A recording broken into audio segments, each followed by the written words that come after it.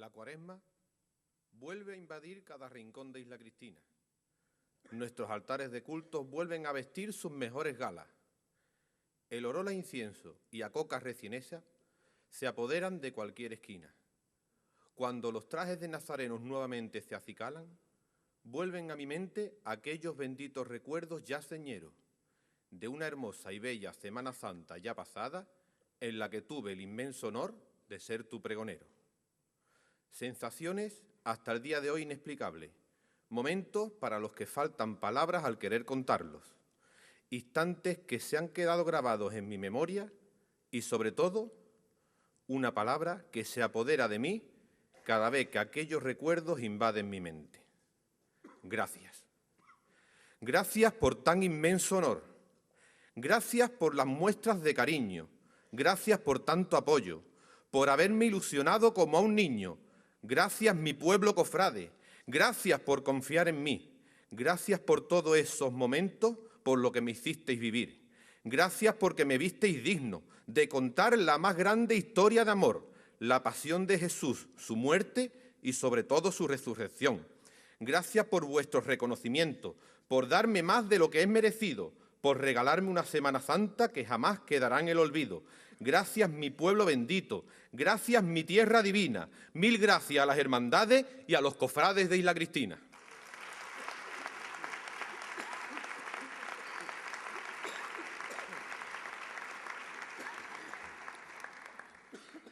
Reverendo cura párroco, señor pregonero de la Semana Santa isleña, señor presidente del Consejo de Hermandades y Cofradías de Isla Cristina, señora alcaldesa presidenta del Ilustrísimo Ayuntamiento de Isla Cristina, consejeros, hermanos y hermanas mayores y presidentes, miembros de las juntas de gobierno de las distintas hermandades isleñas, señores concejales del Ilustrísimo Ayuntamiento de Isla Cristina, hermanos y hermanas en Cristo. Mi pregón ya quedó en el recuerdo y es algo que nunca olvidaré. Hoy lo que me trae a este atril es algo que me vuelve a producir una enorme satisfacción. Hoy mi misión es la de presentar al insigne pregonero de nuestra Semana Santa en este año 2016. Y es una satisfacción por tratarse de quien se trata.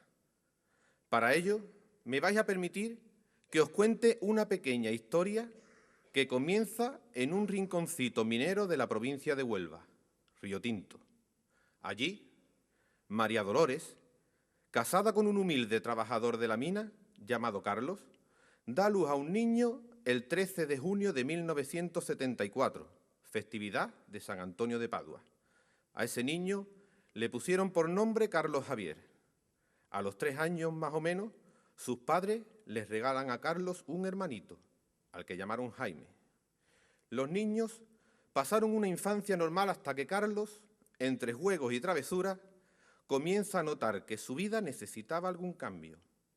Ya en la adolescencia comienza a formar parte de las comunidades neocatecumenales de su pueblo, ya que iba sintiendo la necesidad de un acercamiento a Jesús. Una tarde, cuando apenas contaba con 16 años de edad y cursaba sus estudios en segundo de bachillerato, después de una reunión de dichas comunidades neocatecumenales mantenida en Sevilla y de regreso a su Río Tinto natal, sintió una inesperada llamada de alguien que lo invitaba a compartir toda su vida con él. Era Jesús quien lo llamaba, y nuestro protagonista no pudo más que aceptar incondicionalmente la hermosa propuesta. Tras su paso por el seminario de Huelva, el 23 de junio del año 2001, un joven Carlos Javier es ordenado sacerdote en la parroquia de Nuestra Señora del Carmen de Punta Umbría, tomando como primer destino las parroquias de Villablanca, San Silvestre de Guzmán y San Lucas de Guadiana, ejerciendo posteriormente su ministerio en el Pozo del Camino, Redondela y La Antilla hasta septiembre de 2007. En esa fecha, una pequeña localidad costera llamada Isla Cristina celebraba una importante efeméride, el 200 aniversario de la llegada al pueblo de la primera advocación mariana, Nuestra Señora de los Dolores. Y ante la imposibilidad de celebrarlo por todo lo alto, recibió a cambio un bendito regalo, que no es otro de la llegada de un nuevo sacerdote, un curita joven y bromista que entre broma y broma consiguió acercar la Iglesia a las hermandades y las hermandades a la Iglesia. Un curita que tomó la iniciativa de cerrar una parroquia que se caía a trozos y rehabilitarla para que hoy luzca como tiene que lucir y como se merece lo que en su interior guarda. Un curita que se fue inmiscuyendo en la sociedad isleña hasta formar parte importante de ella. Un curita con el defecto de querer complacer a todo el mundo y que más de un disgusto se ha llevado por no saber decir no. Un curita que caló en el corazón de los isleños, de sus grupos y sus hermandades, cuando a partir de 2009 fue nombrado párroco de nuestras parroquias del Gran Poder y del Mar, además de los Dolores, de la que ya lo era. Un curita isleño adoptado que ha puesto rumbo a Lepe, dejando en Isla Cristina un gran legado material y sentimental. Un curita que como homenaje de los cofrades ha sido designado pregonero de la Semana Santa isleña con todos los méritos y honores. Presentar a Carlos Javier Rodríguez Parra no es una tarea fácil, ni difícil, sino más bien absurda, ya que no tiene sentido presentar a alguien tan transparente, alguien a quien todos conocemos y a quien todos queremos. Carlos, que sea tu voz la voz de María, que nos cuente ella cómo vio ella la pasión, cómo se siente una madre, cómo se sufre lo que ella sufrió. ¿Qué fue de aquella alegría cuando en Jerusalén Jesús entró a lomo de una mulita entre palmas entregando amor? ¿Qué sintió al verlo azotado tras la dura flagelación? ¿Y cómo fue hecho cautivo el mismo gran poder de Dios? Cuéntanos, Madre bendita, ¿qué pasó en aquel Calvario? ¿Por qué tras una buena muerte la vida entregó solitario? Y después de verlo yacente en esa urna de cristal, déjanos curar tu pena y aliviar tu soledad. Reír contigo, María, y olvidar todo el dolor, viéndolo más vivo que nunca en la Pascua de Resurrección. Ahora quiero soñar despierto y oír la voz de Jesús, como nos dice en voz baja desde lo alto de la cruz. Carlos Javier, hijo, isleño de adopción, ahí tienes a tu madre, Isla Cristina, que quiere escuchar tu voz. Isla Cristina, cofrade, ahí tienes a tu cura minero, ese isleño de Río Tinto, el que es hoy tu pregonero.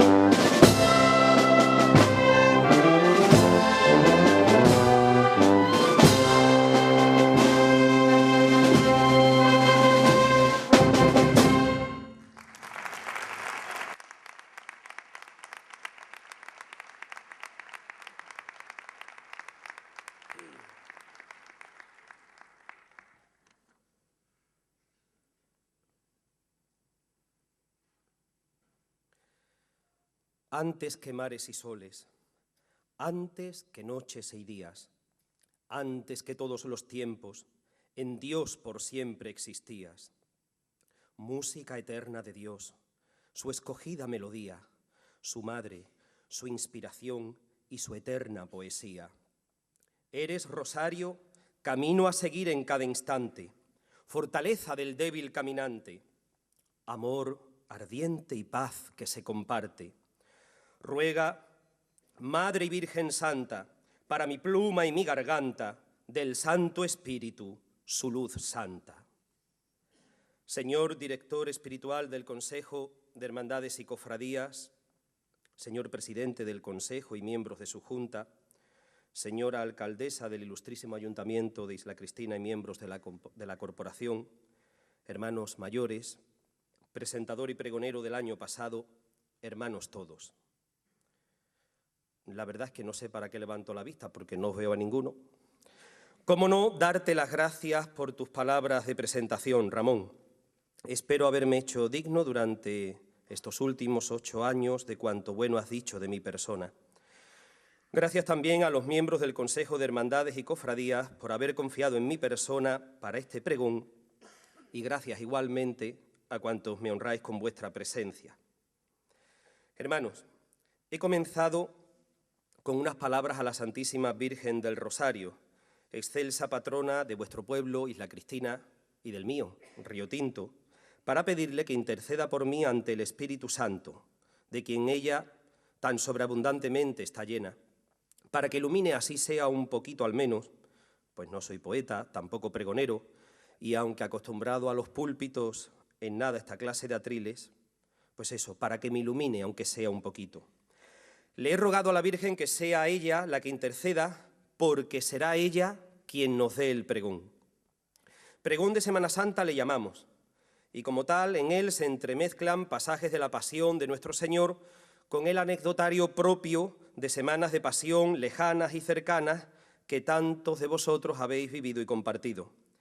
En estos pregones es usual nombrar los pasos de misterio del Señor y de la Virgen que procesionan por las calles de nuestras ciudades. Hacemos alusión a tal o cual ilustre cofrade de feliz recuerdo que en su momento destacase por su amor a Dios, a la Virgen o a su hermandad. Se significan momentos especialmente emotivos de las salidas procesionales y hasta se aprovecha para dar consejos o reproches a presentes y ausentes.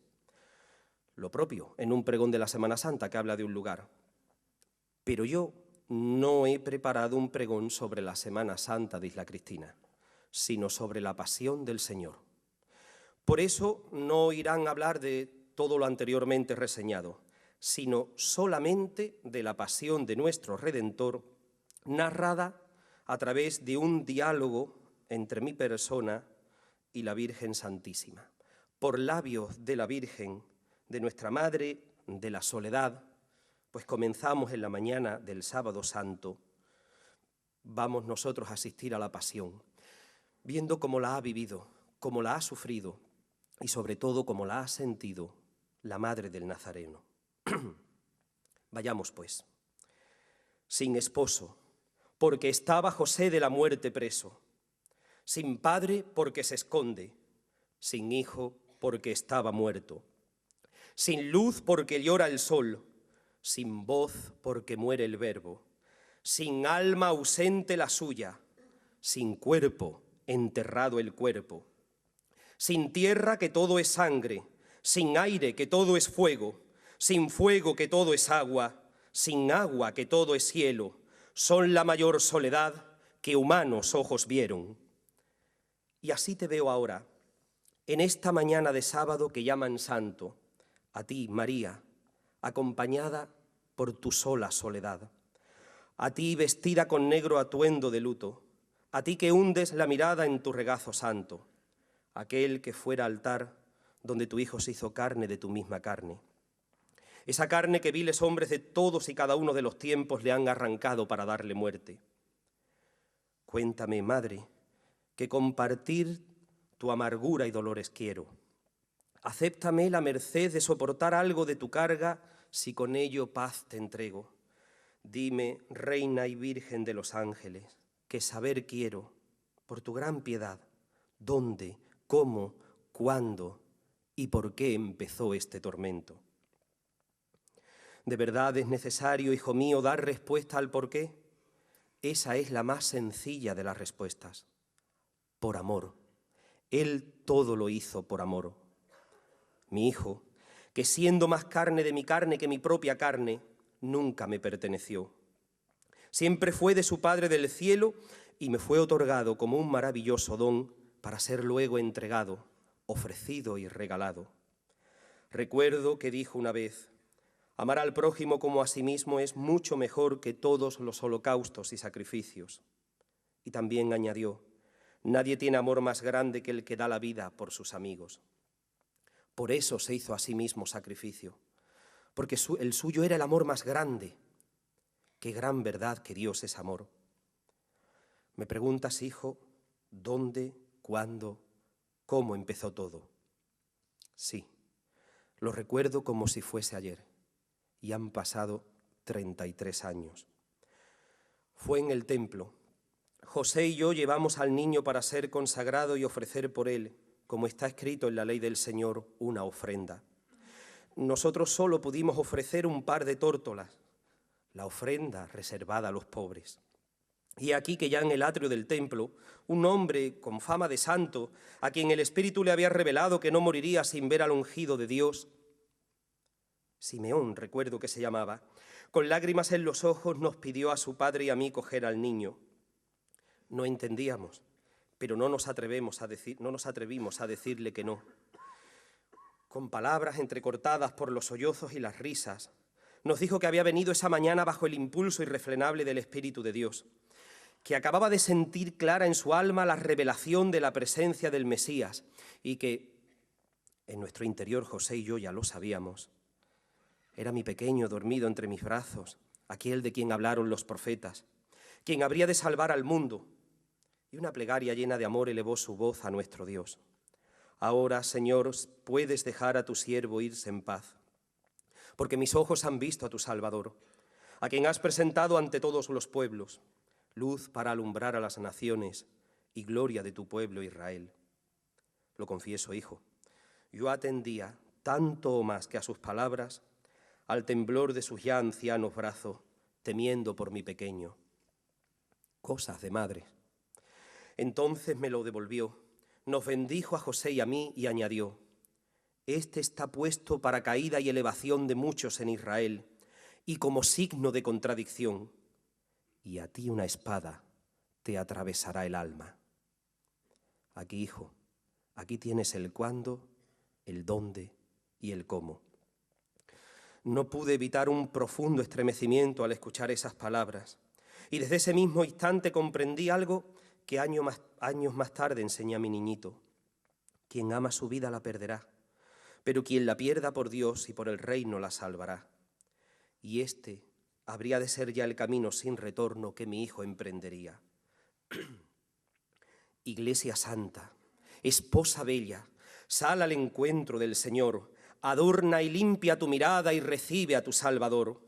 Abre tus brazos a María, Virgen Madre del Redentor, puerta del cielo siempre abierta por la que vino al mundo Dios. ¿A quién sostienes en tus manos? Dinos, anciano Simeón, ¿por qué te sientes tan alegre? Porque ya he visto al Salvador. Este niño será bandera y signo de contradicción. Con su muerte traerá la vida, por la cruz la resurrección. Jesús, el Hijo de María, es el Hijo eterno de Dios, la luz que alumbra las naciones, el camino de salvación. La Virgen Madre ofrece al niño como una hostia para Dios, y la espada de la profecía atraviesa su corazón.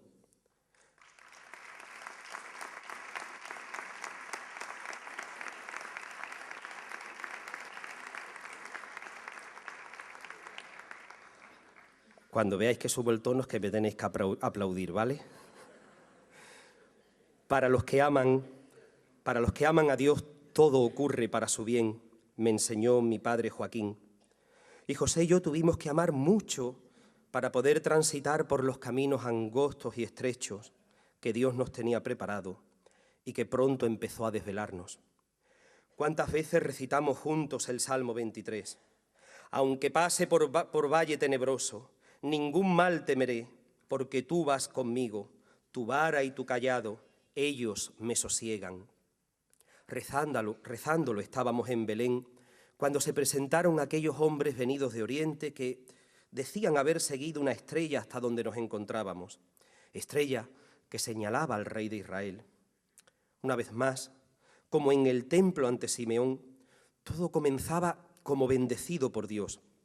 Le ofrecieron regalos, oro, incienso y mirra. Y al ver la mirra recordé a Simeón, sus palabras, una espada y mi corazón. ¿Qué podía significar la mirra sino sufrimiento y muerte? ¿Acaso no era el ungüento con el que preparábamos dignamente los cuerpos ya inertes de nuestros seres queridos extraídos de esa planta? No cabía lugar a dudas o confusiones. El dónde, el cuándo y el cómo seguían abriéndose en abanico. Reyes que venís por ellas, no busquéis estrellas ya, porque donde el sol está, no tienen luz las estrellas. Mirando sus luces bellas, no sigáis la vuestra ya, porque donde el sol está, no tienen luz las estrellas. Aquí parad, que aquí está, quien luz a los cielos da. Dios es el puerto más cierto, y si habéis hallado puerto, no busquéis estrellas ya. Ese día, ya bien entrada la noche, esos señores y cuanto revuelo se formó en torno a ellos se disipó. José, el niño y yo quedamos al fin solos, cobijados en Dios. Y yo, que guardaba todas estas cosas meditándolas en mi corazón, no pude evitar decirle a mi esposo: José, tengo miedo, tengo mucho miedo. También yo, amor mío, me respondió. ¿Quién iba a sospechar que nuestro secreto fuese revelado tan prodigiosamente? ¿Y si Herodes se entera? Rey de los judíos, han llamado al niño los hombres venidos de Oriente. El Señor Dios le dará el trono de David, su padre, reinará sobre la casa de Jacob y su reino no tendrá fin, me dijo el ángel en Nazaret. Herodes no lo permitirá, otro rey no. Si se entera, no lo permitirá. Aquella noche, hijo mío, me llevé al niño a la cama y lo estreché contra mi corazón. Tardé mucho en dormirme, José también. Y de pronto, ¿cuánto tiempo llevaría dormida? No lo sé. José me sacudió levemente. María, ¿qué ocurre?, le pregunté sobresaltada. Hemos de marcharnos enseguida. ¿Enseguida, lo oyes? El Señor me ha hablado en sueños. Me ha dicho: levántate, toma contigo al niño y a su madre y huye a Egipto. Y estate allí hasta que yo te diga, porque Herodes va a buscar al niño para matarle. Toda entera me estremecí. Herodes ya lo sabe. ¿Será esta la espada de que habló Simeón? No, no puede ser. Dios no permitirá que su hijo perezca a manos de un canalla. Cuando se es pobre y humilde, y no se tiene prácticamente nada más que la propia vida y la de tus seres queridos, huir es fácil, pues nada dejas atrás. Y antes de que me diese cuenta, ya caminábamos al destierro. Un camino largo y peligroso durante el que pude reflexionar en no pocos momentos acerca de los grandes misterios que estaba viviendo. El poderoso Mesías, el gran caudillo esperado durante siglos, era aquel niño desvalido que tenía que huir precipitadamente. Toda la ayuda de Dios para su Mesías parecía limitarse a revelarle la necesidad de huir hacia un país de extranjeros en el que una vez fuimos esclavos. Pero aunque el dónde, el cómo y el cuándo de tanto dolor pesaba cada vez más sobre mí, siempre conservé la fe en mi Dios, mi alcázar, mi baluarte, mi liberador, y también en aquel momento de prisas y angustias brilló la esperanza, pues recordé las palabras del profeta Oseas: de Egipto llamé a mi hijo. ¿Dónde va el alba divina con el sol que al mundo salva? Quieren matarle, el alba le cubre con su cortina. En vano Herodes porfía hallar a Cristo en el suelo, porque se ha subido al cielo de los brazos de María. José, su adoptivo padre, la espada cruel temiendo, a Egipto le lleva huyendo en los pechos de su madre. No podrá su tiranía ejecutar su mal celo, porque se ha subido al cielo de los brazos de María.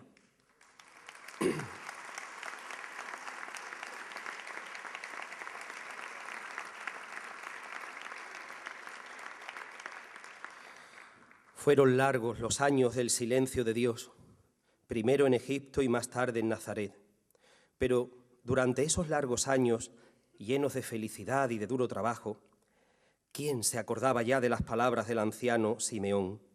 Todo parecía haber sido un mal sueño. Un sueño interrumpido una sola vez y por breve tiempo. Habíamos subido a Jerusalén.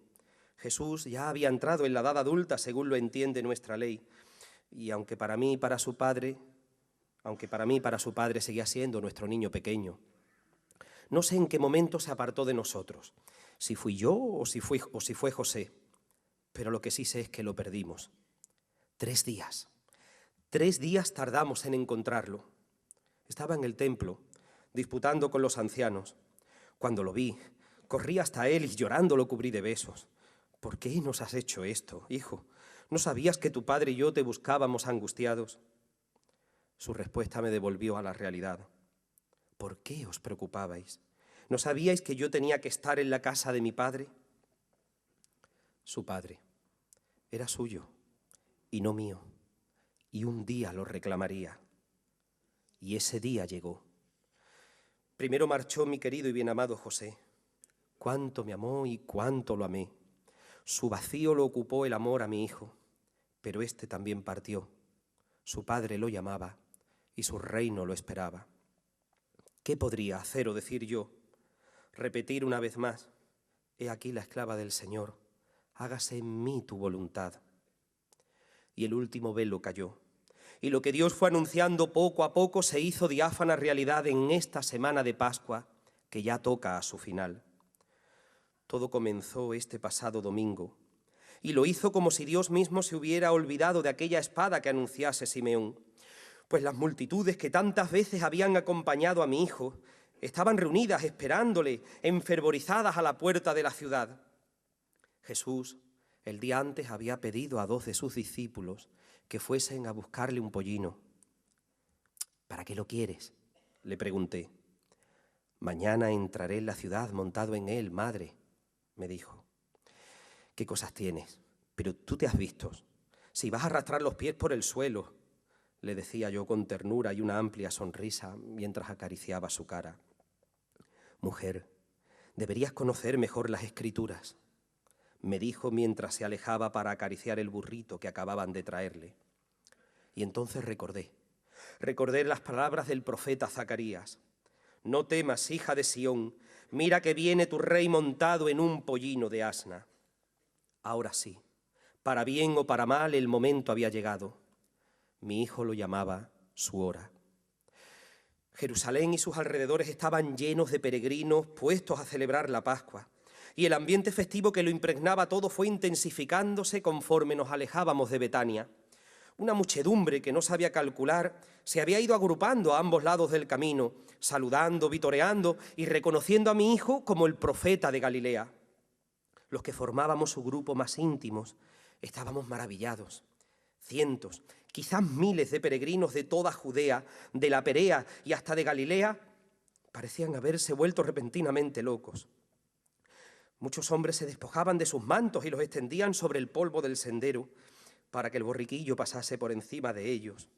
Las mujeres, los niños, los ancianos y los adultos gritaban y repetían sin cesar: «Hosanna al Hijo de David, bendito el que viene en nombre del Señor, hosanna en las alturas».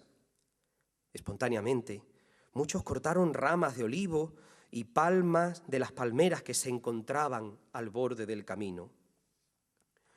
Llueven las palmas y los olivos, cubriendo el suelo completo, bajo el andar de un burrito que, a pesar de los gritos, avanza dispuesto. La mirada de su jinete, mansa y penetrante, conoce a quienes le cantan vivas y alabanzas con glorias exuberantes. Mas conoce también lo que habita en sus corazones, Sabe de la traición, sabe a crucifixión, mas no busca razones. Sabe muy dentro de sí, por ser Dios, por ser tal, que ha de entregarse inocente para salvar a toda la gente y no les desea ningún mal. Quizás lo más difícil no fuese ser Dios o persona, sino ser la transición que no admita la tribulación para ser Cordero que perdona. Quizás lo más difícil fue saber lo que iba a pasar y que siglos después, aunque estemos a sus pies, muchos le habrían de rechazar. Pero aún así, burrito y jinete prosiguen, acercándose hacia el destino que no tiene otro camino que la cruz de amor que persigue. Y aquel santo morirá y sangrará por la humanidad. Cada clavo martillado, cada miembro mutilado será sol en la oscuridad. Por eso, burrito y jinete se adentran en mansa entrega, conocen la sangre por correr, pero conocen el final también y la resurrección espera. Cuando haya alcanzado al Padre, volverá con su gloria original, con corona de rey, con poder sobre el universo y con la misma humildad. Arre, burrito, lleva a Jesús a morir por nosotros, a morir en la cruz, para que esta Pascua una vez más renazcamos con Él a una vida de paz.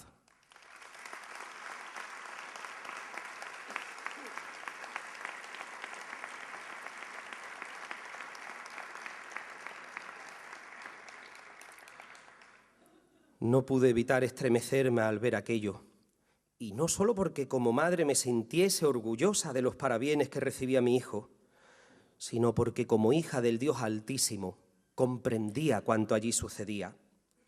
Siendo niña, en las largas noches de invierno, escuchaba junto a mis hermanos las historias que nuestro padre Joaquín nos contaba sobre la gloria pasada de nuestro reino, cuando éste era fiel a los dictados de nuestro Dios y era un reino libre.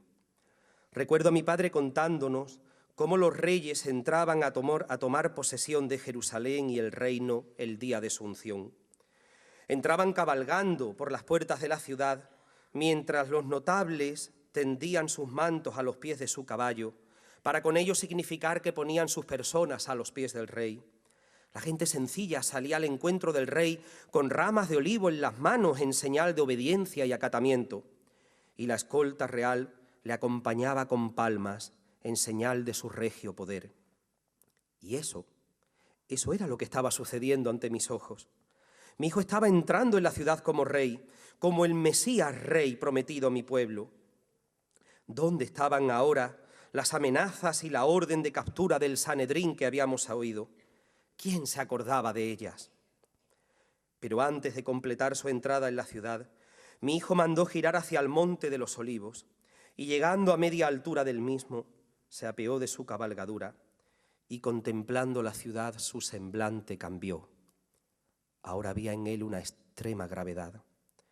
¿Pero por qué?, me preguntaba yo, si todo estaba saliendo bien. El silencio se hizo total, angustioso, cuando vimos que, adelantándose hasta la ladera del monte, mi hijo comenzó a llorar. Fue un llanto suave, sin estridencia alguna. Las lágrimas corrieron mansamente por sus mejillas. Yo sentí un estremecimiento y en mi garganta se formó un nudo áspero. ¿Qué le pasaba a mi hijo? ¿Por qué lloraba? Y entonces, con los brazos desmayados a lo largo de su túnica, sin poder evitar la emoción y con voz entrecortada, exclamó: «Oh Jerusalén, si conocieras en este día el mensaje de paz, pero ahora ha quedado oculto a tus ojos, porque vendrán días sobre ti en que tus enemigos te rodearán, te cercarán y te apretarán por todas partes, y te estrellarán contra el suelo a ti y a tus hijos que están dentro de ti, y no dejarán en ti piedra sobre piedra, porque no has conocido el tiempo de tu visita». Me preocuparon sus palabras y aquel rostro duro como el pedernal con que las pronunció. Pero fue un instante tan solo. Al momento subió de nuevo al pollino y, abriéndonos paso, no sin gran dificultad por el enorme gentío que nos acompañaba, especialmente niños y jóvenes que se arremolinaban en torno al pobre animal, pudimos al fin llegar hasta la ciudad santa. Una vez allí, las mujeres nos fuimos a preparar la casa en la que nos alojaríamos, mientras mi hijo continuó hacia el templo con sus discípulos. Fueron días tranquilos, en los que solamente el vago eco de 3 sucesos me preocupó ligeramente. Al parecer, los fariseos se habían enfadado con mi hijo porque no hizo callar a sus discípulos cuando gritaban hosannas y vivas al entrar en la ciudad. Bah, cuando no están enfadados con mi hijo esos fariseos. Me dijeron también que al llegar al templo expulsó a los vendedores del atrio llamándoles ladrones. Siempre supe que el celo por la casa de su padre lo consumía, pero también sabía que eso no iba a gustar a los sacerdotes que vivían de ese comercio. Y bastantes problemas había tenido ya mi hijo con los sacerdotes. Y por último, mi querido Juan, a quien tanto apreciaba mi hijo, me contó algo sobre una parábola en la que mi hijo hablaba de los escribas y sacerdotes, llamándoles viñadores homicidas. Esa última palabra fue la que realmente me angustió. Pero los días pasaban sin mayores preocupaciones. Jesús durante el día enseñaba en el templo y por la noche se encaminaba con sus discípulos al Monte de los Olivos. Y así llegó el día de los ázimos, llegó el jueves, un día tan esperado, tan deseado. ¿Quién podría decir cuando lo saludamos con gozo al alba que se tornaría en amargura y tiniebla al anochecer?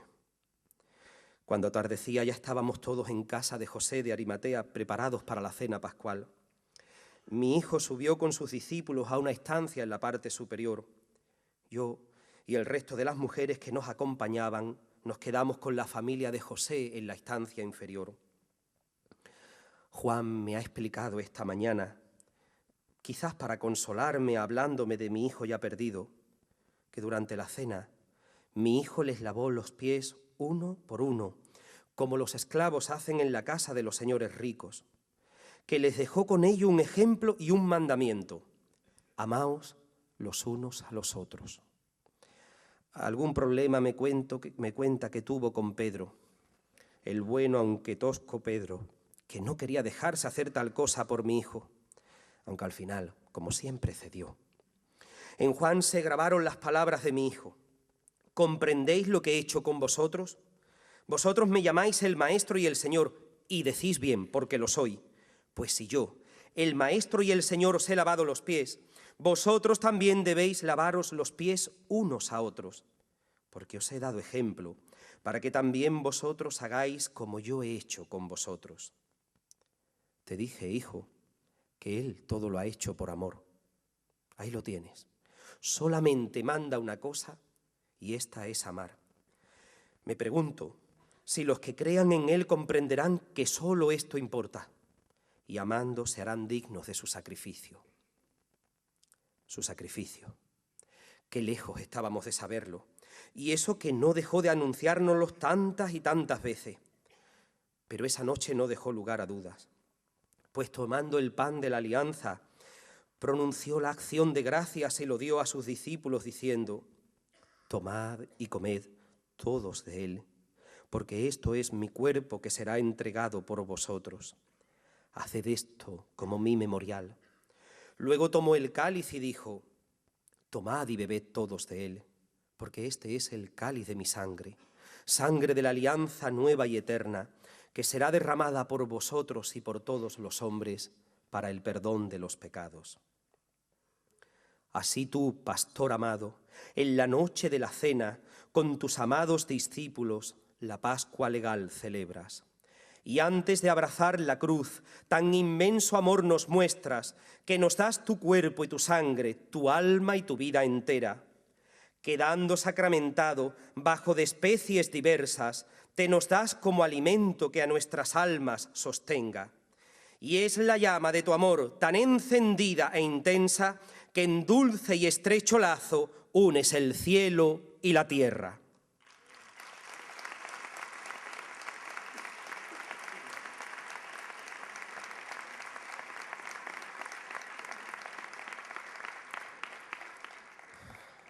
Hasta el día de ayer nadie comprendió el verdadero significado de sus palabras. Mi hijo acababa de inaugurar una nueva alianza entregando su cuerpo y derramando su sangre.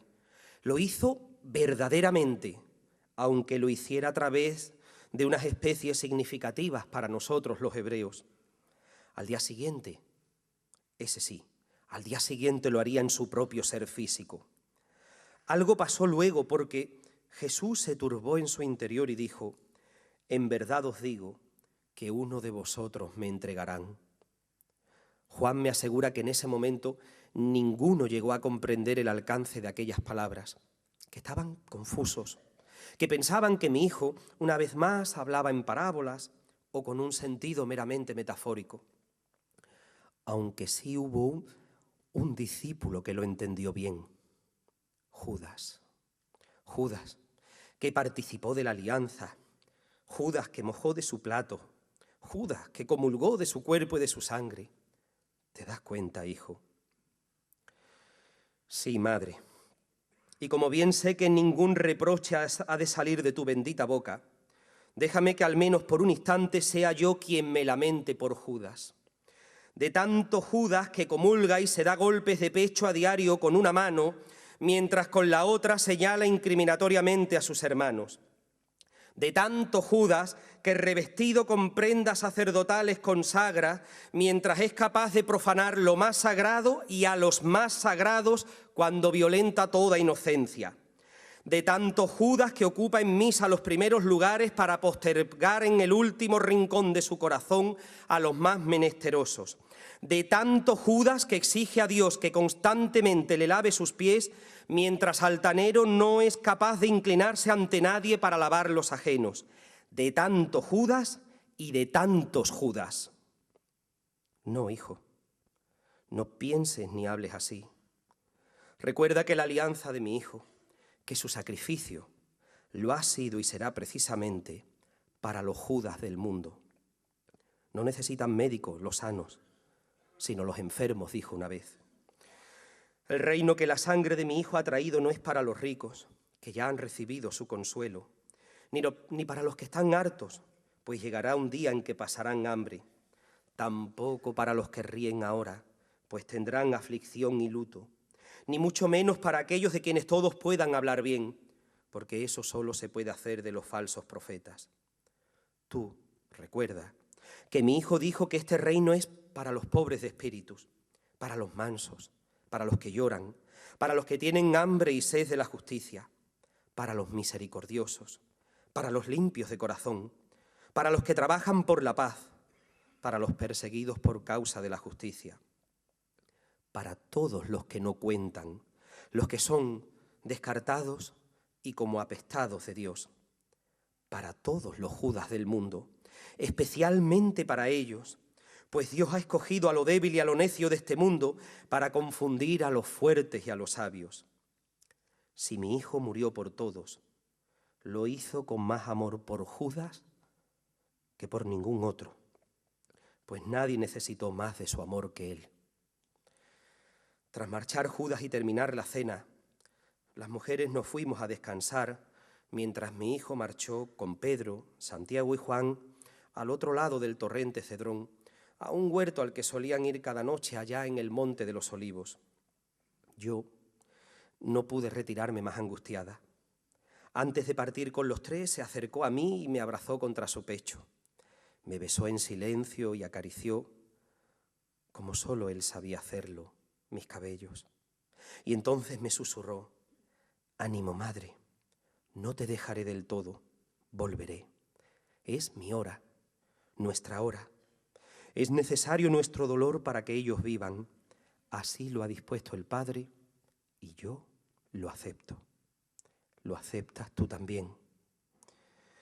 Yo, enmudecida, levanté mis ojos anegados en lágrimas y solamente pude mover mi cabeza a sentimiento. Él marchó y yo quedé sola en la pequeña habitación que me habían preparado, sollozando, aunque nadie oía mis gemidos.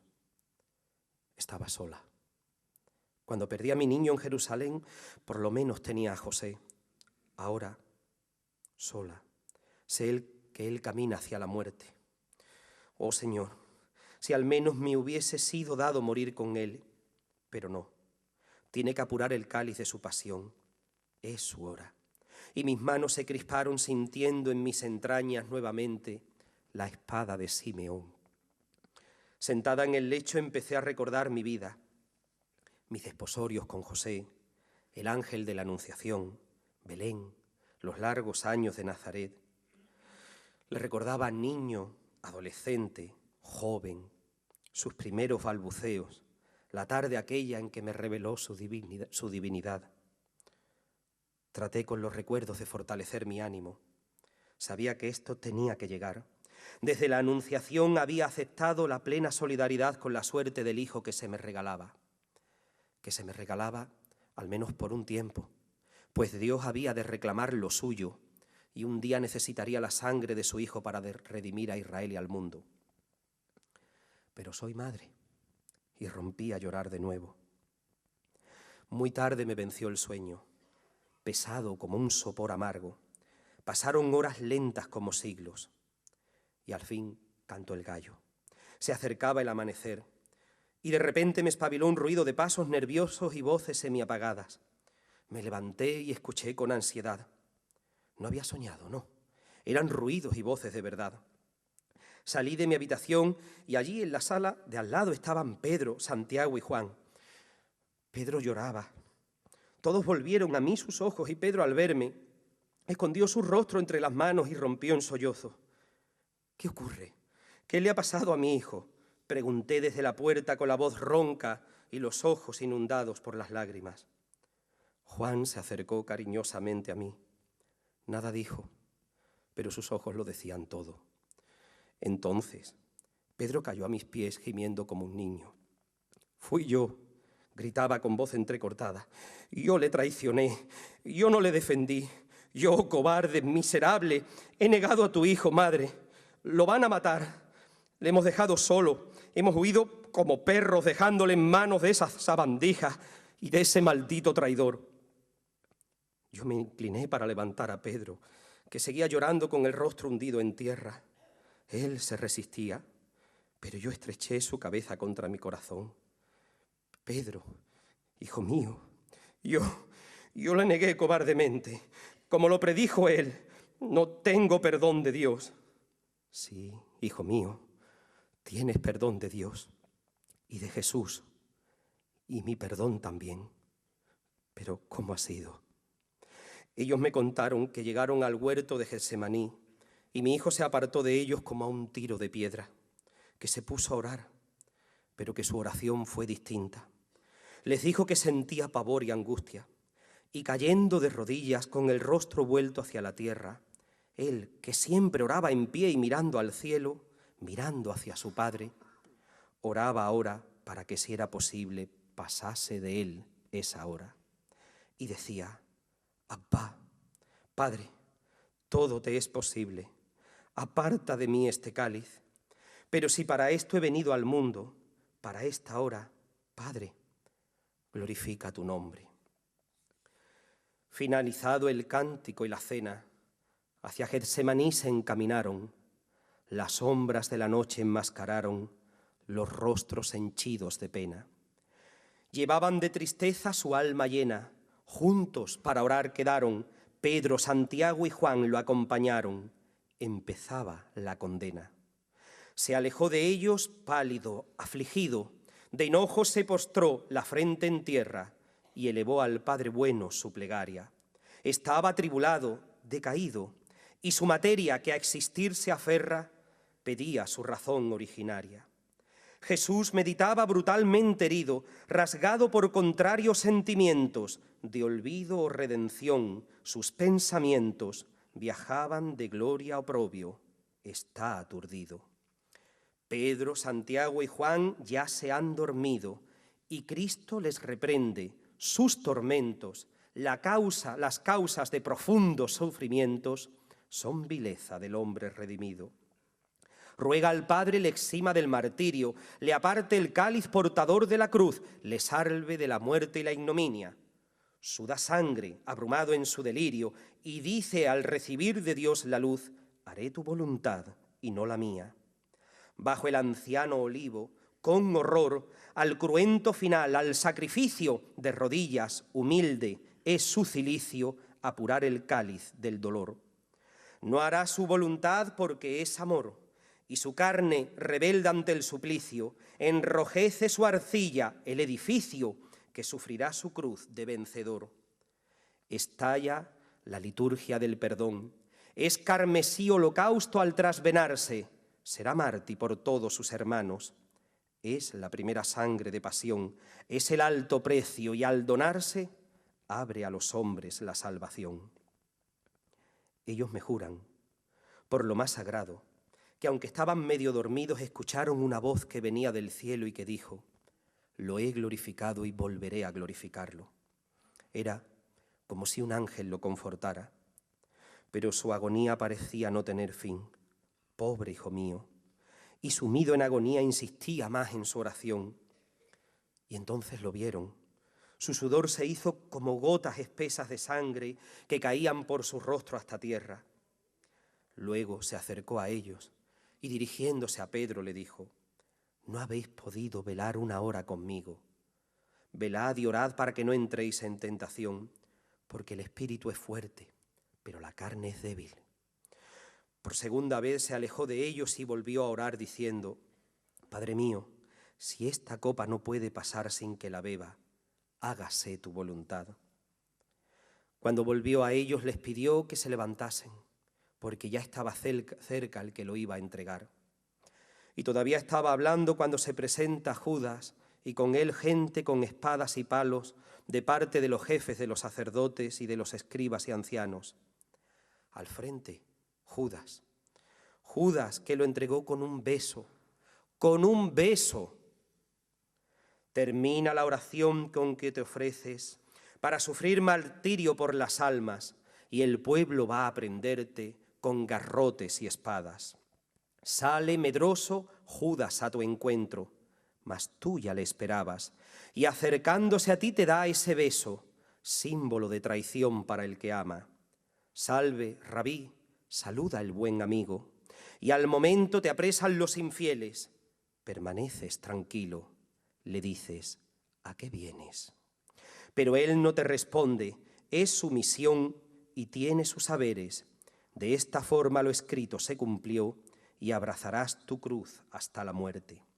Simón Pedro ataca a un mercenario, cortándole la oreja con su espada, y tú extiendes la mano y su herida restañas. Has mostrado ante el pueblo tu poder, esto les amilana. Por temor tus discípulos también huyen, no te respaldan. Quedas solo, Señor, para sufrir por nosotros la pena del pecado, y yo no te seguí. También me puse a buen recaudo. Tú, el poderoso, sufres por mi amor ofensas, latigazos. Desde la cruz me ofreces el perdón y en tu madre me acoges como hermano. Te negué tantas veces y me temo que mi debilidad siga triunfando. Por eso yo te ruego que me abras tu sagrario, que me libres del mal, que en mi destierro estés siempre a mi lado y al final de los tiempos en tu reino reviva entre tus brazos.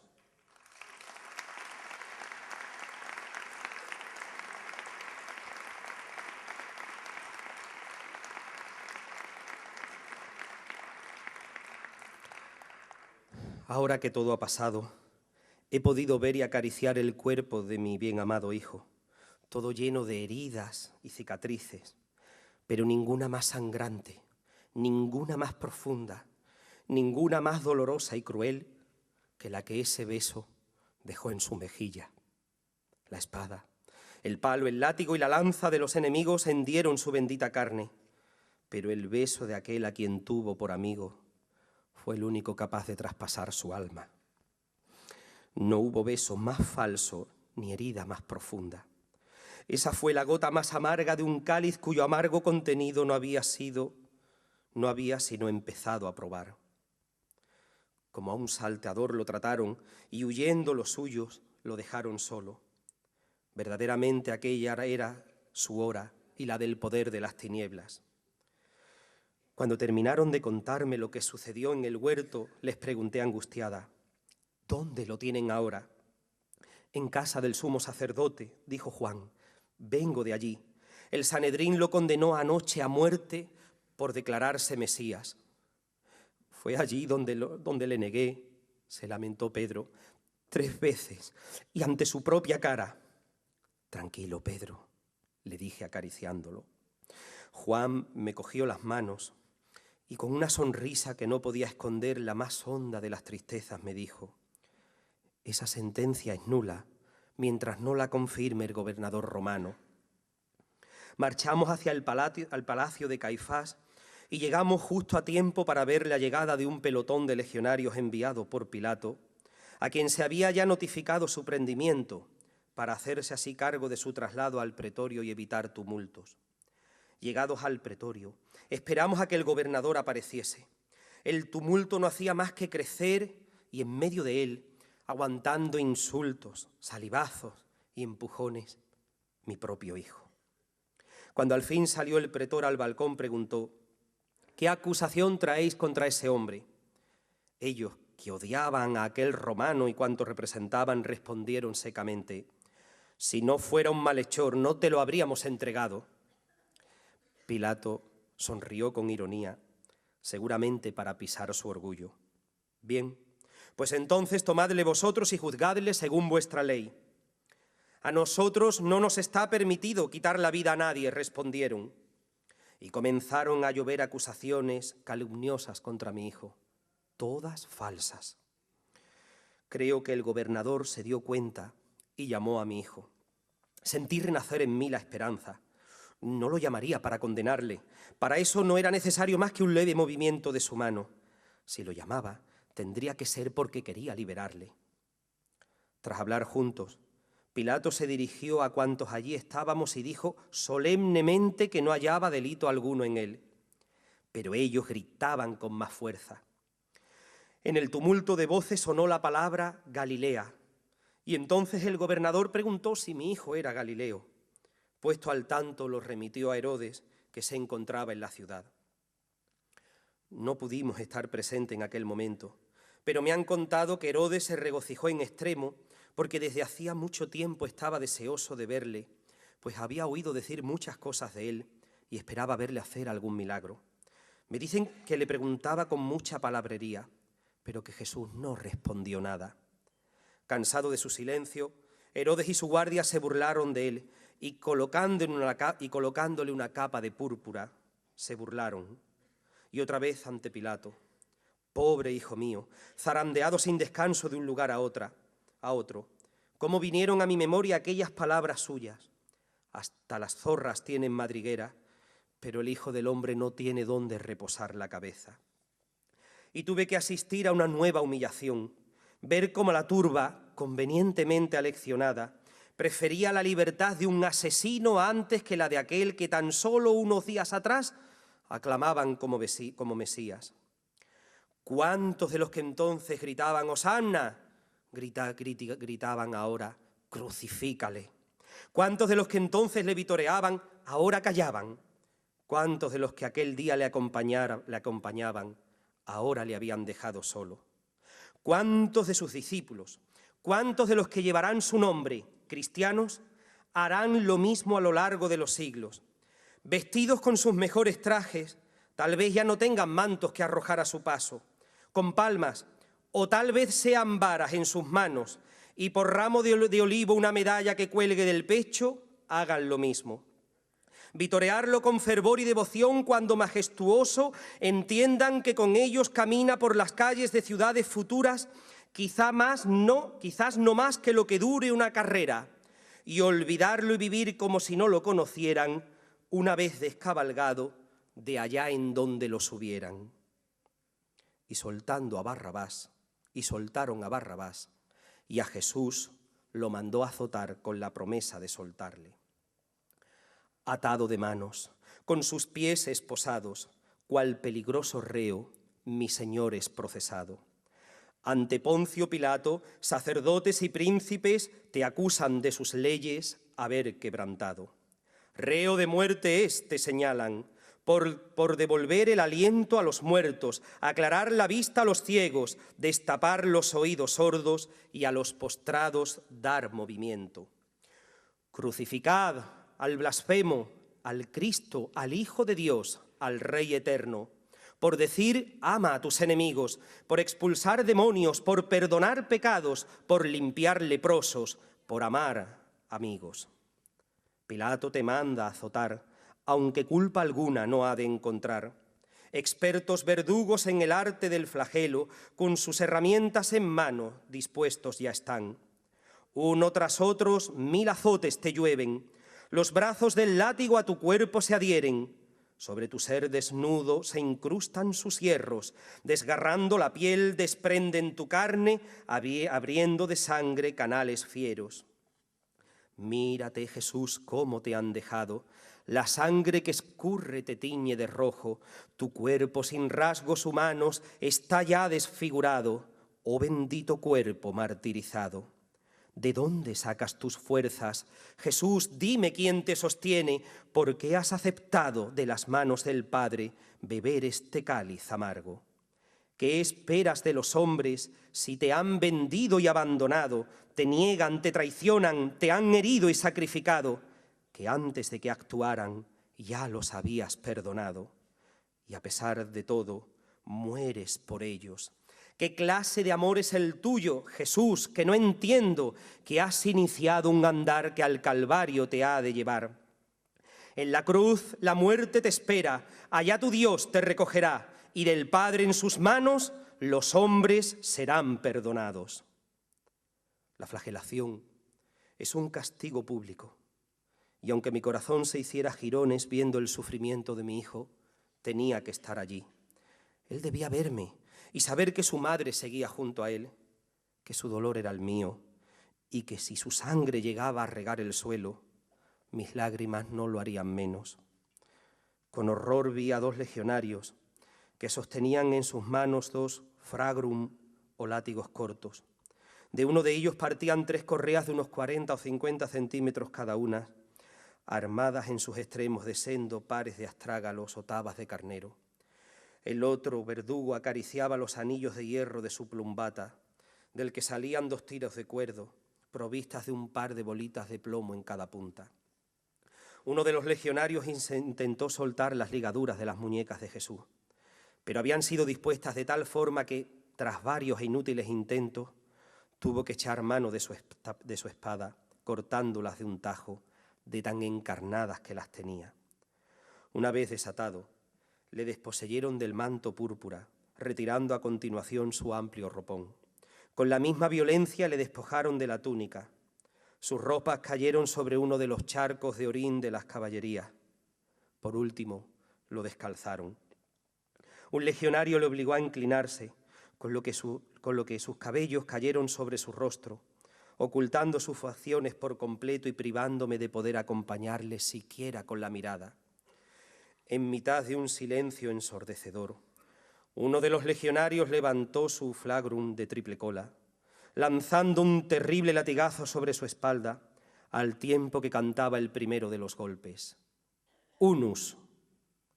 Dios mío, la descarga fue tan cruel que las rodillas de mi niño se doblaron, clavándose en el enlosado de caliza con un sonido seco. Duo, 3, 4, 5, triginta. Al llegar al golpe número 30, mi hijo se desplomó, manteniéndose de rodillas y con los dedos fuertemente sujetos al aro de metal de la columna a la que lo tenían atado. Y yo caí con él, postrada en el suelo, envuelta en un mar de lágrimas con los ojos alzados hacia su figura. Y aunque lloraba, no lloraba, que adoraba. No ya al fruto de mi vientre, tan indefenso hoy como el día en que salió de mis entrañas, sino a mi Dios y Señor, de quien dijo el profeta Isaías: yo no me resistí ni me hice atrás, ofrecí mi espalda a los que me golpeaban, mis mejillas a los que mesaban mi barba, mi rostro no hurté a los insultos y salivazos. Y aunque el dolor no hizo sino crecer más y más en mí, A partir de ese momento ya todo fue distinto, pues aunque en ningún momento dejé de ver a mi hijo, ya siempre contemplé en él a mi Dios y sentí que su dolor y mi dolor, que tanto dolor, serían para vida y salvación. Quadraginta. Y pararon, pero tan solo para girar su cuerpo y empezar de nuevo. Unus, decem, duodeviginti, quadraginta. Eran las 11 de la mañana. «Basta ya, ponedle en pie y vestidle», gritó el oficial romano. Fue menester que 2 legionarios le ayudaran a mantenerse en pie, sujetándole por las axilas de tan vencido que estaba. Pero ni aun así se dieron por satisfechos de su escarnio. Uno de los soldados tuvo la desgraciada ocurrencia de coronarle rey, haciendo más mofa con ello. Trenzó un capacete con los espinos almacenados para la lumbre y le echó por encima una roja y vieja clámide, a la par que le entregaba una caña a guisa de cetro, para continuar con la burla y el tormento, gritando: «¡Salve, rey de los judíos!», golpeándole, escupiéndole y poniéndose de rodillas como si le adorasen. Ellos, de rodillas, le adoraban falsamente. Pero yo, su madre, postrada por el dolor de mi hijo que sentía como propio y parecía ser más fuerte y cruel en mí que en él, con el rostro besando el suelo empapado de su sangre divina, también le adoraba. Sí, le adoraba, pues bien sabía, como te comenté, que tan duro y negro tormento me habían abierto para nunca cerrarlos más los ojos del alma, que aunque seguían contemplando a mi pequeño niño de siempre, ya no me permitían verlo de otro modo, sino como al único Rey Salvador de Israel, mi pueblo. Cuando llegó el centurión, se lo llevaron de nuevo ante Pilato. Juan, María de Magdala y yo volvimos al patio del pretorio para, confundidos entre la turba, escuchar la sentencia final. Juan, con lágrimas en los ojos y voz que apenas podía contener el llanto, mirándome fijamente y sujetándome por los brazos, me decía: «Ya lo han castigado, para que todos estos queden satisfechos. Ahora lo soltarán. ¿Para qué más castigo? ¿Qué ganarían? Ya lo verás, madre, lo van a soltar. Ya lo verás». No sé si en sus palabras había más de afirmación o de deseo, pero en cualquier caso yo sabía que aquello solo podía terminar de una manera. Mi propio hijo había dicho: «Cuando yo sea levantado, atraeré a todos hacia mí, porque lo mismo que Moisés levantó la serpiente en el desierto, así tiene que ser levantado el Hijo del Hombre para que todo el que crea tenga vida eterna». Y yo sabía que mi hijo tenía que ser levantado. Y bien sabía mi pueblo cómo levantaban los romanos. Había visto las cruces amontonadas en el patio mientras asistía al tormento del látigo. No lo iban a soltar. Mi hijo atraería a todos hacia sí, y para eso tenía que ser levantado, tenía que ser crucificado. Pilato lo mostró a la turba: «Ecce homo», pero para ellos no era suficiente. Para su Padre de los cielos tampoco. Pilato quiso lavar su crimen con agua, pero ni toda el agua del mundo puede limpiar la culpa de la sangre derramada de mi hijo, porque la mancha del pecado no se borra con agua, sino con amor, y en él no había amor. Tras mandar que escribiesen su nombre y el cargo por el que se le condenaba, mandó que le cargasen la cruz. Iesus Nazarenus Rex Iudeorum. ¡Qué gran verdad! Él es y será siempre el único y verdadero Rey. ¿Quién lo hubiese dicho unos 15 años atrás? El hijo de José, el carpintero, que con sus manos mimaba y acariciaba la madera en el taller de su padre para hacerla bella, hermosa, suave y delicada, ahora, con las mismas manos, se abrazaba un tosco y horrendo madero. Jesús siempre supo ver la belleza que había escondida, esperando a ser sacada a la luz en cualquier trozo de madera. Y por eso la contemplaba con detenimiento y hasta se podría decir que con amor. Ahora Sus ojos contemplaban esa horrenda cruz con aquellos mismos ojos de amor y llenos de luz, con los que tantas veces le vi mirar, tocar y hasta oler la fragancia de la madera en el taller. Mi hijo miraba con ojos de amor la cruz. La besó y dejó que su rostro la acariciase mientras sus manos, brazos y alma la abrazaban. Él sí supo ver la belleza que en ella había escondida y que él con su sacrificio sacaría a la luz. La muerte se haría vida en ella. Y comenzamos a caminar.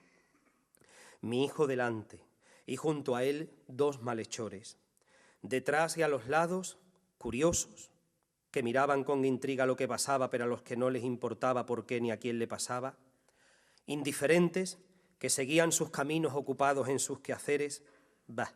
Un crucificado más de tantos. Blasfemos que aun en este trance victoriosos ya seguían gritando improperios e insultos. Dolientes, que se golpeaban el pecho y se lamentaban por él.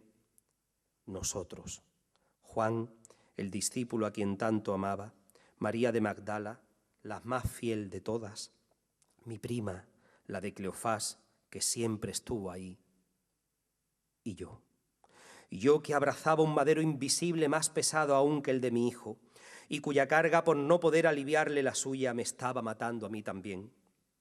Intentaba acercarme a él, que me viera, pero no era fácil. A veces conseguía acercarme hasta casi tocarle, pero enseguida la turba que se movía como un torrente en crecida me empujaba lejos de él. ¿Acaso no fue así siempre mi vida? Tan cerca de mi corazón y tan lejos de mi vista, siempre presente en mi pecho y casi siempre ausente por los caminos del reino de su verdadero Padre. La multitud me apretaba, gritaba y vociferaba insultos y lamentos en torno a mí. Daba golpes, codazos y empujones, pero a mí no me dolían. Al contrario, los recibía de buen grado, hasta con deseo. Quería, deseaba, necesitaba que así fuera, para poder ser yo también partícipe de su pasión. Que los insultos que le lanzaban fuesen para mí, que los golpes que recibía me doliesen a mí, que el látigo que restañaba sobre su carne me hiriese a mí. Pero, a pesar de todo y de todos, pude acercarme a él. Un instante tan solo, pero lo conseguí. Mi hijo cayó por tierra y, estremecida por el dolor, dejé escapar un grito de angustia. «¡Hijo mío!». Uno de los soldados del cortejo me escuchó y se compadeció de mí. También él sería hijo y tendría madre. Permitió que me acercase y pudiese acariciarle, sostener su rostro entre mis brazos, entre mis manos y besarle. Él me miró, solo me miró. No hizo falta nada más. Sus ojos lo dijeron todo. Y ese todo fue una sola palabra. Amor. Siempre y solo amor. Nadie tiene amor más grande que el que da la vida por sus amigos. El camino fue largo, amargo y doloroso. Las fuerzas humanas de mi hijo le estaban abandonando y tuvieron que obligar a un tal Simón de la zona de Cirene a que le ayudase a llevar la cruz.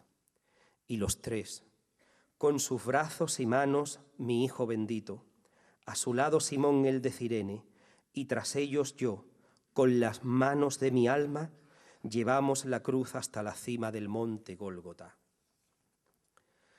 Sobrelleva la cruz de su agonía, descarnando sus pies en la andadura, sube por el sendero con dulzura a cumplir la sagrada profecía. Es reo de ambiciosa villanía que arrastra por el suelo su hermosura y en un lienzo transmite su figura con mensaje de etérea cercanía. Es la soberbia humana deicida, la insoportable cruz de su interior que causa la caída y el desgarro. Tiene el alma angustiada, malherida. La tristeza es más grande que el dolor y en su mente palpita añejo barro. Cargando con la cruz de salvación, camina el Redentor desamparado. Es el justo por odio condenado a morir acusado de traición. Delante del cortejo, un centurión y el heraldo que informa han coronado al que se dice rey y a cada lado como insulto le ponen un ladrón. Penosamente pasa el buen pastor, exhausto, maltratado, pero entero, trasluciendo su espíritu inmortal. Lleva a cuestas la cruz del desamor, su peso es superior al del madero, símbolo de su reino universal. Cae 3 veces cansado el Galileo, arguyen que no llegará al Calvario. Para cargar la cruz, feliz gregario, eligen a Simón el Cireneo. Llegados, la guardia apartó al gentío y se abrió en círculo. Los verdugos, en el centro, preparaban las 3 cruces, mientras los 2 malhechores gritaban, gemían y maldecían. Jesús, silencioso y vencido, temblaba por la agonía de aquel momento. Nosotros lo contemplábamos todo desde lejos. Un verdugo se le acercó y de un golpe le arrancó la túnica. Yo al verlo me cubrí el rostro con las manos sollozando, pero no, tenía que verlo. Quería seguir sintiendo en mi corazón la amarga hiel de aquel cáliz.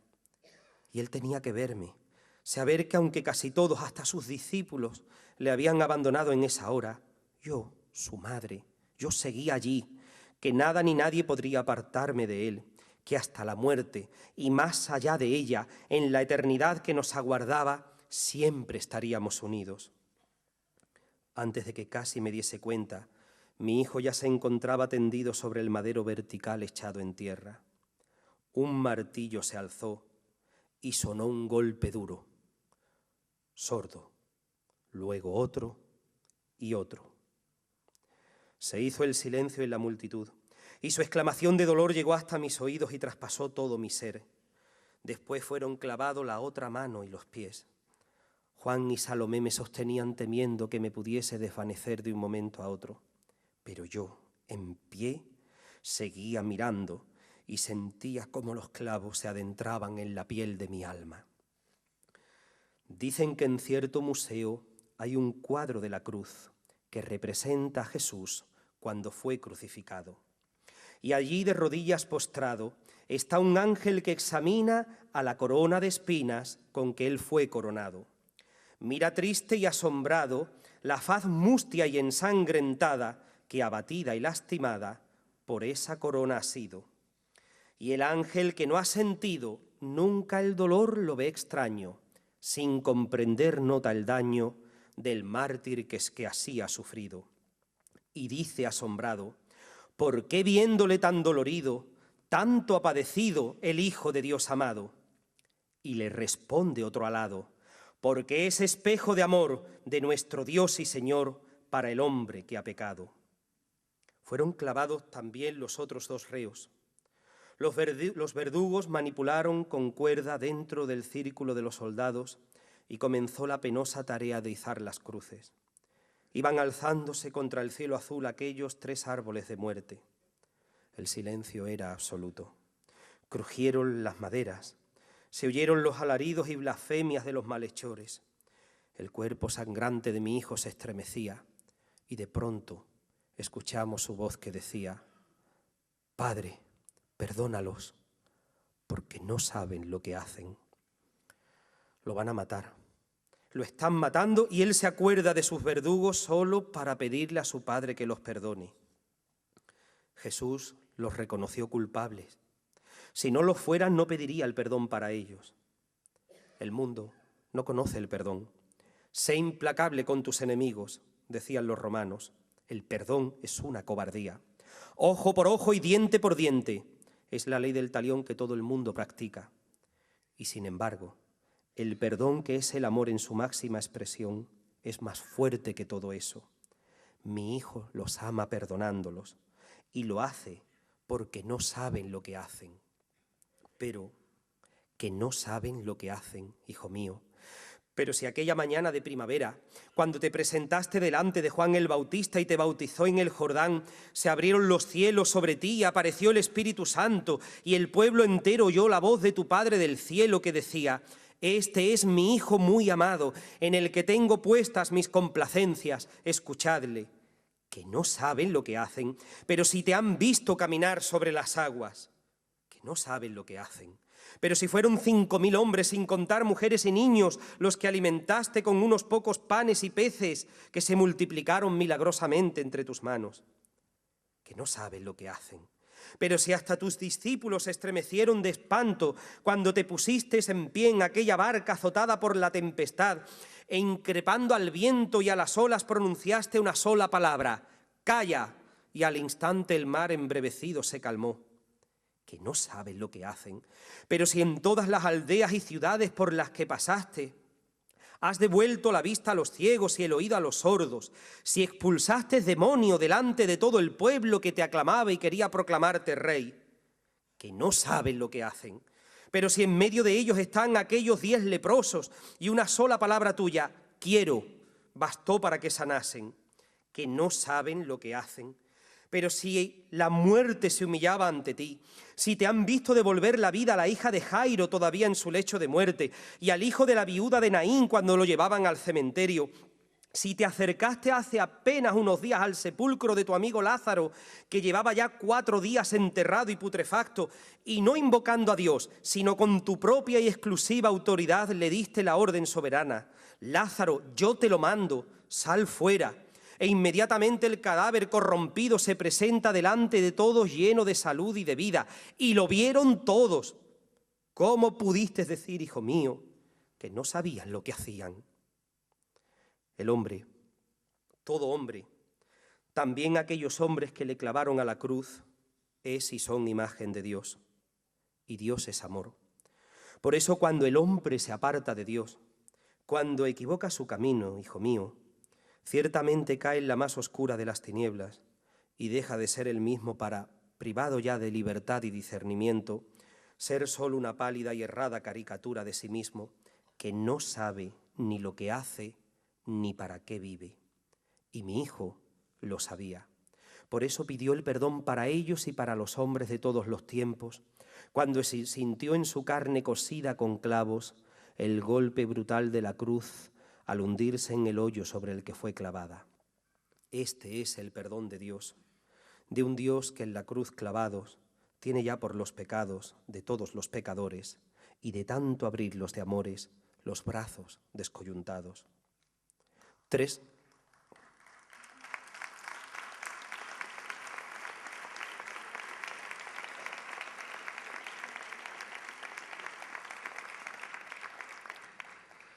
Tres horas de agonía comenzaban. Yo no tardaré 3 horas, 3 horas de agonía comenzaban y se repartieron sus ropas. Los jefes del pueblo hacían mofa de él pidiendo que se bajase de la cruz. Incluso uno de los criminales crucificados junto a él le recriminó que no lo salvase. Pero Jesús, mi hijo, callaba. Guardó silencio hasta que el arrepentimiento habló. Lo hizo en la boca y por las palabras de uno de los que lo acompañaban en el suplicio. Aquel desdichado, clavado como él en una cruz, le dijo: Jesús, acuérdate de mí cuando llegues a tu reino. Y Jesús supo ver en él a los arrepentidos de todos los tiempos. Cuando los pontífices y nobles de mi pueblo le asesinaban y despreciaban, él, pobre plebeyo, les reconocía públicamente como Mesías y Rey. Comenzaban a cumplirse aquellas palabras suyas: hasta las prostitutas os llevan la delantera en el reino de los cielos. Bendito ladrón aquel que lo fue hasta el final, pues supo robarle el corazón a mi hijo y con él el cielo. En verdad te digo que hoy estarás conmigo en el paraíso. Él con su muerte daba la vida al mundo, abrió su boca para dar, solo dar, una vez más dar, y qué don, la vida eterna en la eternidad. El primero en entrar al paraíso no fue un santo ni un justo sin pecado, sino un malhechor muy avergonzado, justamente acusado por lo que hizo. Uno insultaba: ¿no eres tú el Mesías? Sálvate a ti mismo y a nosotros. Lo nuestro es justo, así decía el otro, siendo consciente de cuánto decía. Recuérdame en tu reino prometido. Conmovióse con el arrepentido. Hoy estarás conmigo, hijo querido. Era ya como la hora sexta, y vinieron las tinieblas sobre toda la tierra hasta la hora nona. Aquella tiniebla me decía que se acercaba la hora en que la luz de mis ojos se apagarían, la hora en que mi hijo sería devuelto a su padre para con él reinar. Todos volvieron los ojos llenos de espanto al cielo. Poco a poco empezaron todos a marchar. Alrededor de las cruces permaneció inquieto el pelotón de soldados, y entonces me permitieron acercarme a él. Mis inseparables Marías, la Magdalena y la de Cleofás, y junto a ellas Juan, me acompañaron. Yo me acerqué temblorosa hasta sus pies y los besé. Los lavé con mis lágrimas y les di el calor de mis mejillas con una suave caricia. Él estaba casi inconsciente, pero al sentir el roce de mi rostro en su piel, alzó un poco la cabeza y fijó su mirada en mí. Mujer, ahí tienes a tu hijo. Y miró a mi buen Juan, ahí tienes a tu madre. Luego, su espíritu volvió al insondable abismo del misterio que estaba viviendo. Yo sollocé. Sabía que esas serían las últimas palabras que mi hijo me regalaría. Cuando de niño, tan pequeño, tan indefenso, me regaló su primera palabra, nunca pensé que le oiría decir también la última, y que ésta lo sería en mayor indefensión aún. El dolor y la pena eran tan intensos que no pude responderle. No pude decirle ni siquiera, hijo mío, mi amor, mi niño. Pero desde ese momento y para siempre, he hecho y haré de mi existencia una respuesta de asentimiento a su mandato. Él me ha hecho madre no solo de Juan, sino de todos sus hermanos, de todos los que aún creen y esperan en su palabra. Y vive Dios que siempre seré la madre de todos ellos. En cada uno de ellos amaré y cuidaré a mi hijo muerto. Al pie de la cruz, María está en dolor constante, mirando al sol que se pone entre arreboles de sangre. Con ella su amado primo, haciendo sus ojos mares, Cristo los pone en los dos, más tierno porque se parte. Oh, lo que sienten los tres, Juan como primo y amante, como madre la de Dios, y lo que Dios lo sabe. Alma, mirad como Cristo, para partirse a su Padre, viendo que a su madre deja, le dice palabras tales. Mujer, ves ahí a tu hijo, y a Juan, ves ahí a tu madre. Juan queda en lugar de Cristo. ¡Ay Dios, qué favor tan grande!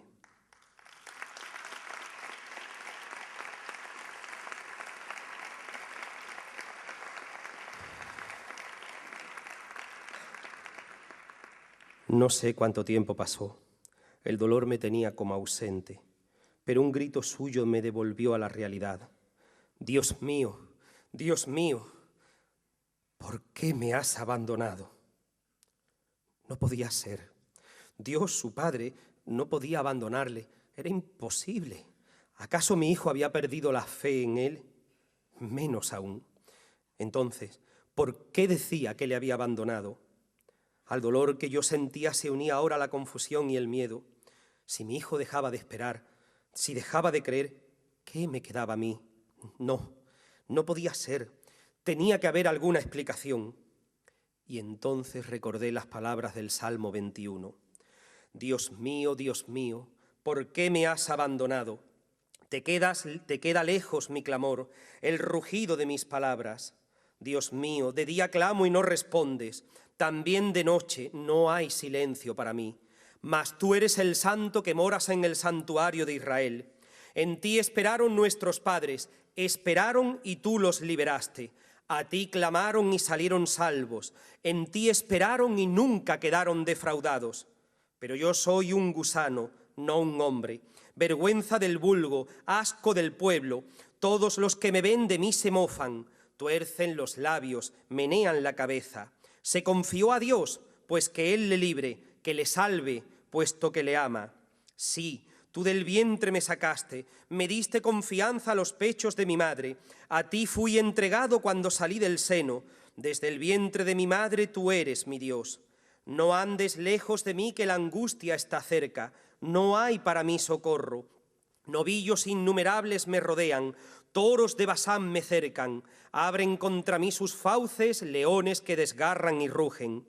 Como el agua me derramo, todos mis huesos se dislocan, mi corazón se vuelve como cera, se me derrite entre mis entrañas. Está seco mi paladar como una teja, y mi lengua pegada a mi garganta. Me aplastas contra el polvo de la muerte, perros innumerables me rodean, una banda de malvados me acorrala. Me han taladrado mis manos y mis pies, puedo contar todos mis huesos. Ellos me observan y me miran, se reparten mis vestiduras y se sortean mi túnica. Pero tú, Señor, no te quedes lejos. Fuerza mía, corre en mi ayuda. Libra mi alma de la espada, mi única vida de las garras del mastín. Sálvame de las fauces del león y mi pobre ser de los cuernos de los búfalos. Cantaré tu fama a mis hermanos, en medio de la asamblea te alabaré. Fieles del Señor, alabadlo, linaje de Jacob, glorificadlo, reverenciadlo, linaje de Israel. Porque no ha despreciado ni ha desdeñado la miseria del mísero, no le ocultó su rostro, cuando pidió auxilio le escuchó. Tú inspiras mi alabanza en la gran asamblea. Cumpliré mis votos ante quienes te temen. Comerán los pobres hasta saciarse y alabarán al Señor los que lo buscan. No perdáis nunca el ánimo. Lo recordarán y se volverán al Señor todos los confines de la tierra. Se postrarán en su presencia las familias de los pueblos, porque el Señor es Rey. Él gobierna a los pueblos. Ante Él se postrarán cuantos bajan al polvo. Conservará mi vida. Mi descendencia le servirá y contará quién es a la generación venidera. Le anunciará su justicia al pueblo que ha de venir. Sí, esa era la respuesta. Estaba rezando el Salmo 21. Nunca pensé que este salmo que tantas veces habíamos rezado en la sinagoga, que recité junto a mis padres y hermanos y que José y yo misma habíamos enseñado a Jesús, hablaba de él, del momento de su trance final aquí en la tierra, trance que, como todo hombre, debía afrontar en soledad, pero que él recorrería acompañado de su Dios, declarando que su confianza en él seguía incólume. Tras ese grito estentorio, volvió a una y a otra parte la cabeza diciendo: «Tengo sed». Dios mío, ¿cómo puede el pozo tener sed? ¿Cómo puede la fuente pedir agua? ¿Cómo puede el manantial quejarse de sequedad? Oh, hijo mío, ¿cómo han cambiado las cosas? ¿Cómo se ha mudado todo? ¿No eran las mujeres de Samaria las que acudían con sus jarras a sacar agua del pozo de Siquén y en cuanto percibían tu presencia en el brocal, descubrían que tú eres el manantial y te suplicaban agua de vida eterna? Pero todo, siguiendo la voluntad misteriosa del Padre, se ha tornado. Ya no te suplican a ti, eres tú el suplicante. El Calvario se ha convertido en un mundo al revés. El inocente es condenado y la fuente tiene sed. Vuelve aquí la historia a sus antiguas andadas. El final de mi hijo es igual que su principio. El Señor del mundo no tuvo cuna para nacer y ahora no tuvo cama para morir.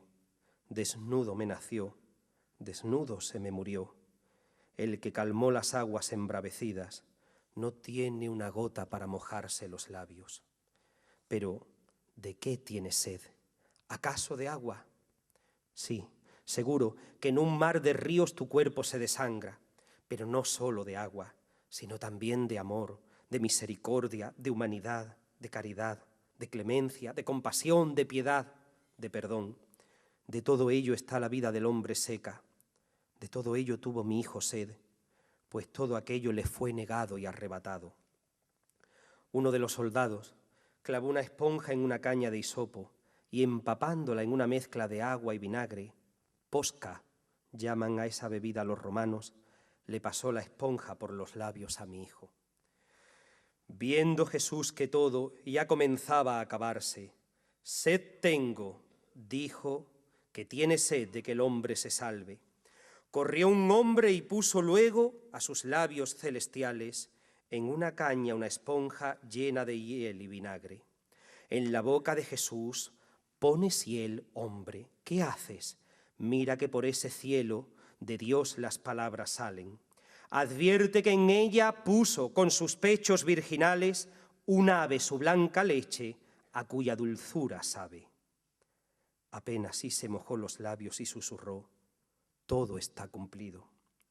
Eran las 3 de la tarde, y las tinieblas vinieron sobre toda la tierra, y entonces mi hijo, clamando con voz potente, gritó: Padre, a tus manos encomiendo mi espíritu. Los labios de mi hijo se cerraron, pero las fauces de la tierra se abrieron y hubo un gran terremoto. La tierra devolvió las almas de muchos justos que, liberados de la esclavitud del Seol por la bendita muerte del fruto de mi vientre, visitaron Jerusalén. La luz de sus ojos se apagó, pero la luz del sol brilló con más fuerza, y las tinieblas se disiparon para nunca más poder engullir a la tierra y a los hombres. La muerte hizo presa en él, y la vida se hizo realidad eterna en todos nosotros. El grano de trigo al fin cayó en tierra y no quedó infecundo. Para que se cumpliera lo prescrito por nuestro padre Moisés en la Torá acerca del Cordero Pascual, los soldados no le quebraron ningún hueso, sino que uno de los soldados con una lanza le traspasó el costado y al punto salió sangre y agua. Tengo sed, decía, y aun después de muerto, seguía regando la tierra en sequía. Temblaron las montañas, rasgóse en dos el velo del majestuoso templo. Hacia Jericó huyeron las aves en bandadas, barridas por los vientos. Las nubes en tumulto se amontonaron rápidas, lanzando entre rugidos torbellinos de fuego. Como marchita lámpara, Jesús de Nazaret agonizaba. La mirada vidriosa, los labios entreabiertos, la sangre resbalando de la corona bárbara, la cabeza divina tronchada sobre el pecho. María, sostenida por las mujeres santas, bajo la cruz seguía la pena del misterio. De pronto una voz fuerte, más fuerte que las ráfagas del viento, vino a clamar omnipotente y santa: Padre, en tus manos mi espíritu encomiendo. Y luego, dulcemente, fue la calma, vistiendo de divino azul el cielo.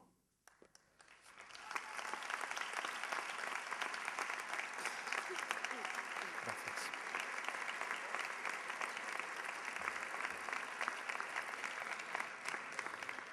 Jesús, mi hijo, murió al fin, y con él también morí yo. Con un lienzo blanco los soldados lo bajaron de la cruz y se lo entregaron a José de Arimatea y a Nicodemo. Ellos lo depositaron amorosamente en mi regazo. Todas sus palabras en vida se cumplieron y se cumplirán, pero hay unas que yo me negué a que fuesen realidad. Una vez dijo, y antes te lo recordé: hasta las zorras tienen una madriguera, pero el Hijo del Hombre no tiene donde reposar la cabeza. Mi hijo sí tuvo donde reposar la suya, y todos los hijos del mundo tendrán siempre donde reposar las suyas, en mi regazo. No sé cuánto tiempo transcurrió. Quizá sus discípulos, los pocos que le fueron fieles hasta el final, no quisieran importunarme y comprendieran mi inmenso dolor, y por eso no tuvieron prisa en arrebatarlo de mis brazos. Mis manos no dejaron de acariciar su rostro y sus cabellos, ni por un instante dejé de apretarlo contra mi pecho. Sé que mis lágrimas lavaron su rostro, pero no le miré. Mis ojos lo buscaban en otra parte, tras otros cielos. Mis ojos se elevaban más y más al cielo, donde mi hijo marchaba y donde yo bien sabía que me esperaba. Ya se lo llevaron, a enterrar lo llevaron en un sepulcro nuevo. Era la tarde del Viernes Santo primero, con túnica morada se ha vestido el firmamento. En el Calvario una cruz, en la cruz tosco madero, y en el madero un volcán en propias llamas ardiendo. Era Dios, la vida misma, que resucita a los muertos, quien para darme la vida la suya daba muriendo. cuando la tierra bebía del Señor postrer aliento, mientras las piedras lloraban, se arrodillaban los cielos. Y con sangre de su sangre, del ontanar de su pecho, firma y sella en el Calvario el último testamento. Es el Hijo testador, es notario el Padre eterno y el Espíritu abogado que extiende su visto bueno. La herencia, el mayor tesoro, la vida de amor sin tiempo y sin condición alguna, los hombres, los herederos. Era la tarde del Viernes Santo primero.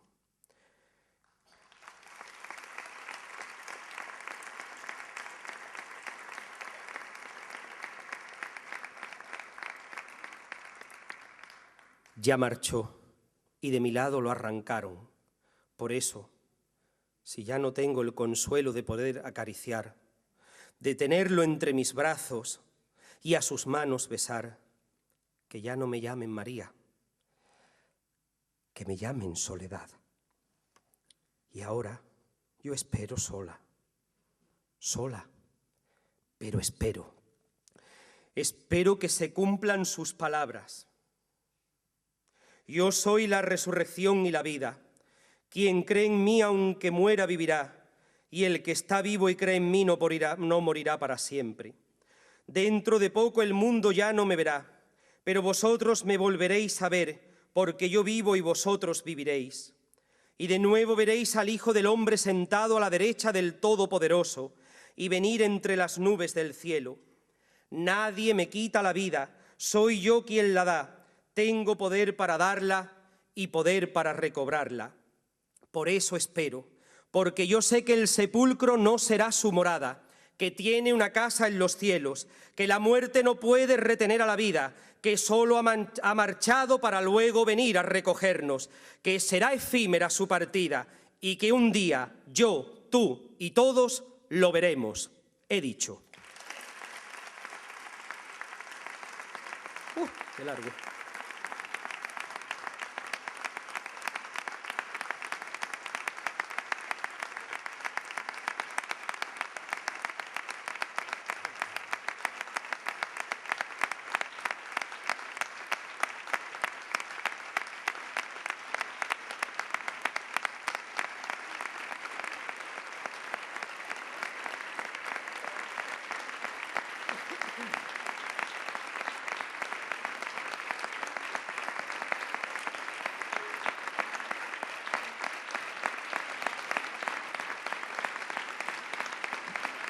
Ya. Gracias a los que habéis aguantado hasta el final, porque yo sé que ha sido largo, y a quien empezaba siempre los aplausos, que había una mano que empezaba antes que las demás.